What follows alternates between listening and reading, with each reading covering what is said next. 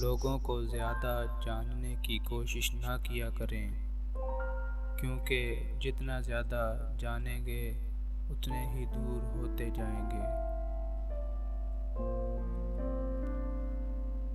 ہم اللہ سے تب رجوع کرتے ہیں جب ہم دنیا سے دھتکارے جاتے ہیں۔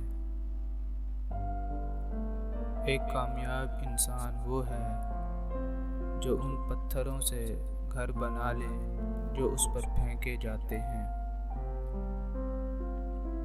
یہ دنیا ایک بہت بڑا میلہ ہے۔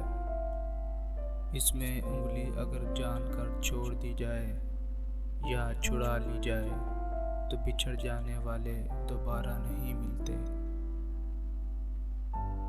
بے سکونی کی ایک وجہ یہ بھی ہے کہ انسان اپنی پریشانیوں کا ذکر اللہ کی بجائے نالائق لوگوں سے کرتا ہے۔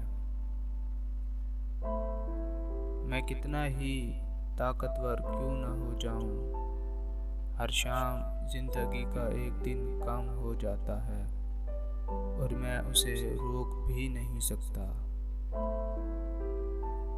غلطی اور بھول ہر شخص سے ہو جاتی ہے، مگر سمجھدار وہ ہے جو جلد اللہ سے رجوع کرے۔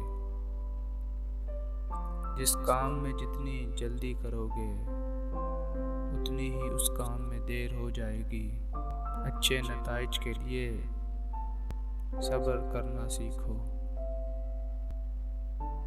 بھروسہ ایک شخص توڑتا ہے اور اعتبار ہر شخص پر سے اٹھ جاتا ہے۔